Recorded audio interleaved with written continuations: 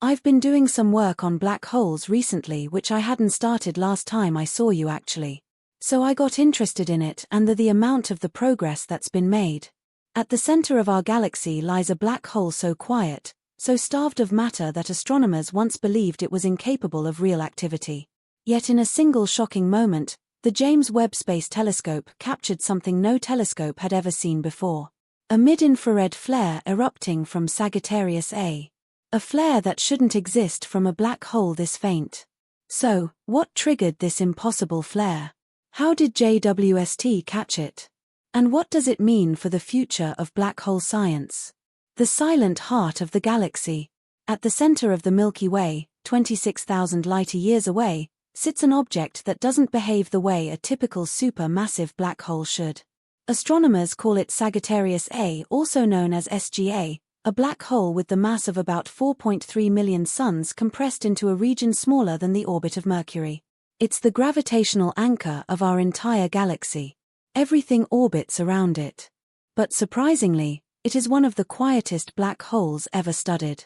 Unlike the black holes in active galaxies which violently pull in matter and shoot out enormous jets of energy, Sagittarius A barely consumes anything. It's surrounded by a thin hot rotating cloud of gas and dust known as an accretion flow. But most of that material never makes it to the event horizon. Much of it simply orbits, heats up, cools down, and drifts away. Because of this low feeding rate, SGA emits almost no light. To most telescopes, it appears dark and faint. And yet, every so often, typically a few times a day, it produces a sudden flare. For a brief period, sometimes just minutes, the region around the black hole brightens dramatically in infrared wavelengths. These flares are thought to come from electrons accelerated to near light speed in the black hole's magnetic environment. But until recently, scientists lacked crucial data to test these theories properly. We had radio observations. We had near-infrared observations. But between them was a missing region of the spectrum, the mid-infrared. Earth's atmosphere blocks almost all mid-infrared light, leaving a major gap in our ability to study how these flares evolve.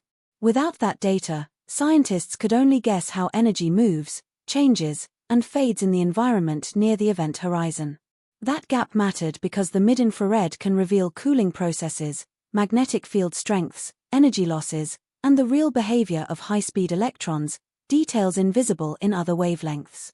The only way to capture it was from space. And for the first time, the James Webb Space Telescope turned its unmatched sensitivity towards Sagittarius A, revealing a mid-infrared flare that had never been seen before and unlocking information that had been missing for decades. A telescope built to see the invisible. To understand why the James Webb Space Telescope was the first observatory capable of detecting a mid-infrared flare from Sagittarius A, it helps to look at what limits every other telescope ever built.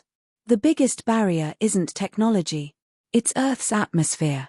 Our atmosphere absorbs huge portions of the electromagnetic spectrum. And one of the worst affected regions is the mid-infrared. The very wavelengths that carry information about cooling, energy loss, and electron behavior around black holes are blocked before they ever reach a ground-based detector. In other words, the most important part of the flare's signature simply never arrives on Earth. JWST was designed specifically to escape this limitation. It orbits far beyond the Earth-Moon system, nearly 1 million miles away at the Sun-Earth L2 point, where temperatures remain extremely stable. Protected by a massive 5-layer sunshield, the telescope cools down to a level where even the faintest heat from its own hardware would not interfere with its measurements. That cold environment allows the mid-infrared instrument, MI, to operate with extraordinary sensitivity.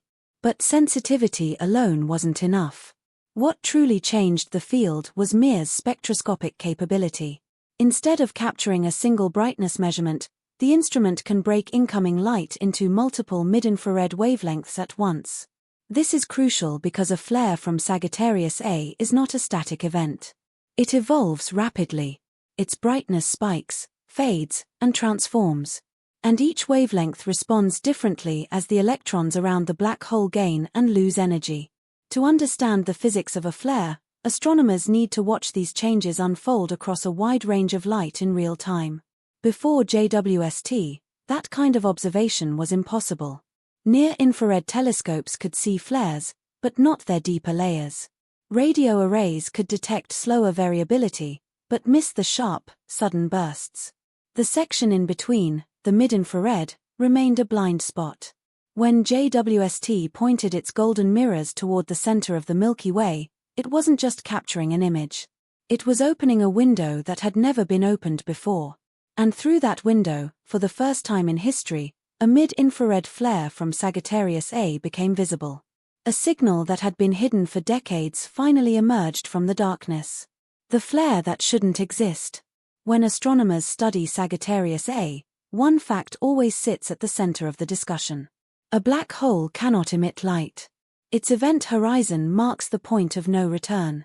A boundary where gravity becomes so intense that nothing, not matter, not radiation can escape once it crosses over. So if the black hole itself is dark, what exactly is producing the flashes we detect? The answer lies in the environment just outside the event horizon. Sagittarius A is surrounded by a thin, hot, turbulent flow of gas and dust. Most of this material never falls in. Instead, it orbits chaotically, colliding, heating, and stretching as magnetic fields twist it into complex shapes. Under normal conditions, this environment glows faintly in infrared wavelengths, but it is usually stable and dim. That's why Sagittarius A appears so quiet most of the time.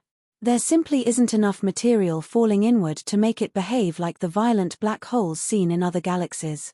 But every so often, something changes. A knot of gas compresses.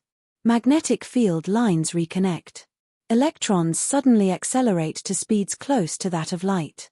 And when that happens, the region just outside the black hole lights up in a brief but powerful burst. This is the flare, an indirect signal that comes from matter interacting with magnetic forces near the event horizon, not from the black hole itself. These flares typically rise and fall within minutes to hours. In near-infrared wavelengths, astronomers have observed hundreds of them, each one giving small hints about the physics involved. Yet those observations always left major gaps. The near-infrared could show the initial brightness increase, but not the deeper cooling behavior. Radio observations captured slower changes farther from the black hole, but missed the sharp rise at the beginning. The full picture of how a flare forms, peaks, and fades was incomplete. That's why the mid-infrared mattered so much. It sits at the perfect location in the spectrum to reveal the transition between the hot fast electrons seen in near-infrared and the slower cooler electrons seen in radio. Until JWST, no one had ever seen this region of the flare. Scientists only had theory. So when JWST recorded a flare in the mid-infrared for the first time, it wasn't just another data point. It was evidence of a process that had been predicted for decades but never witnessed directly inside the missing wavelength. For decades, astronomers studying flares from Sagittarius A always ran into the same frustrating wall. The middle of the spectrum was simply missing. They could observe the near-infrared where the flare first appears as a sudden brightening. They could observe radio waves which reveal slower changes farther from the black hole. But between these two regions lies the mid-infrared, a zone that carries essential information about how the flare evolves in its earliest moments. This region is where electrons begin to cool. It's where energy transitions from its highest, most intense state into something more measurable. And it's where the signature of the flare, its temperature, its energy distribution, its behavior over time can be tracked with much more precision. Without it, astronomers were forced to make assumptions. They had to estimate how quickly electrons lost energy, how magnetic fields shaped the flare, and how much material was involved. Those estimates were often uncertain by large margin. The problem was simple. Earth's atmosphere blocks almost all mid-infrared light, even the best ground-based observatories were completely blind to it. So, while scientists could chart the beginning of a flare and infer the later stages, the crucial middle piece, the bridge between hot, fast emission and cooler, slower radiation remained invisible. It was like trying to understand a story with an entire chapter missing. This gap wasn't just inconvenient. It limited how accurately models could be tested. Theories about magnetic reconnect ion, particle acceleration, electron cooling, and energy transfer all relied on knowing how a flare behaves across multiple wavelengths. The near-infrared alone couldn't provide that. The radio alone couldn't provide that. Only the mid-infrared could reveal whether the predicted physics, especially synchrotron cooling, was actually happening. JWST changed that instantly with its mid-infrared instrument. It didn't just peek into the missing wavelength. It mapped it in detail by capturing the flare across 4 distinct mid-infrared wavelengths at the same time. JWST provided the first complete spectral fingerprint of a flare. For the first time, astronomers could see how the energy shifted from high to low frequencies and how the flare's brightness changed across the entire mid-infrared range. Electrons on the edge of a gravity well. To understand what JWST actually saw during the flare, we need to look closely at the behavior of the particles responsible for the outburst. Electrons moving in one of the most extreme environments in the galaxy. Near Sagittarius A, gravity is so intense that space and time are heavily curved. Gas swirls at incredible speeds. Magnetic fields twist, snap, and reconnect.